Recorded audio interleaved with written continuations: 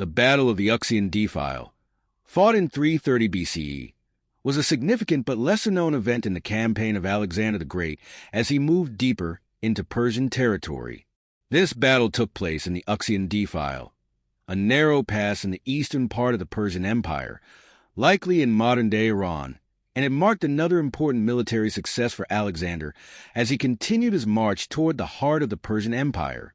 Background: by 330 BCE, Alexander had already achieved a series of spectacular victories against the Persian Empire, including the decisive Battle of Gaugamela in 331 BCE, which had crippled the Persian military.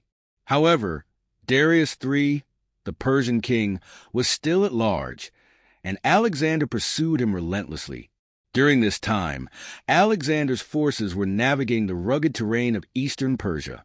The Uxian Defile, a narrow pass surrounded by steep cliffs, was a strategic point that offered a potential advantage to any army controlling it. Darius had taken refuge in this area with a contingent of Persian troops, likely to use the natural terrain to his advantage and delay the Macedonian advance.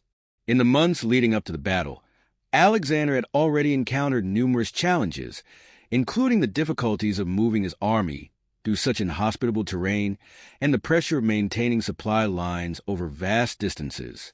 The pursuit of Darius continued to be a matter of strategic importance. The battle: when Alexander's army reached the Uxian Defile, the Persian forces were waiting for them, hoping to ambush the Macedonians in the narrow, confined space. The terrain was difficult, with limited maneuvering room for large armies, and the Persians hoped to use this to their advantage. However, Alexander's tactical brilliance once again turned the odds in his favor.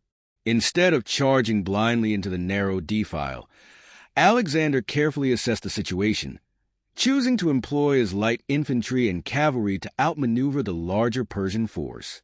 He made use of his more mobile troops to strike at weak points in the Persian line, forcing the defenders to spread out and lose their advantageous position. The Macedonian forces, led by their highly disciplined and well-coordinated units, gradually overpowered the Persian forces.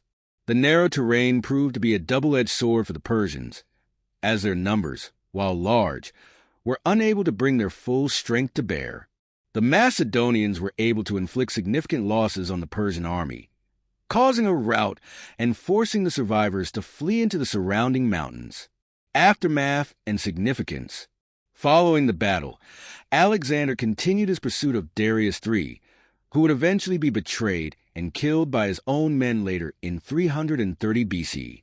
The victory at the Uxian Defile further demonstrated Alexander's strategic genius in adapting to different terrain and circumstances, continuing to showcase his ability to defeat larger forces despite unfavorable conditions.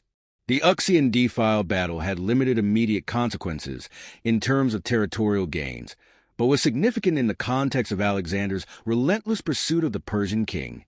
It weakened the morale of the Persian forces and further solidified Alexander's reputation as an unstoppable military leader.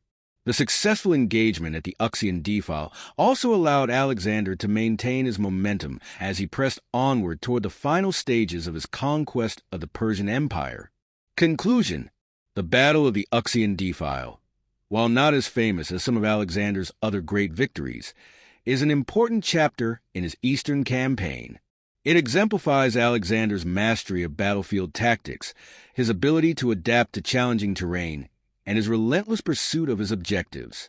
By overcoming the difficulties posed by the Uxian Defile, Alexander moved closer to achieving his ultimate goal of bringing the Persian Empire to its knees, further cementing his place as one of history's greatest military tacticians.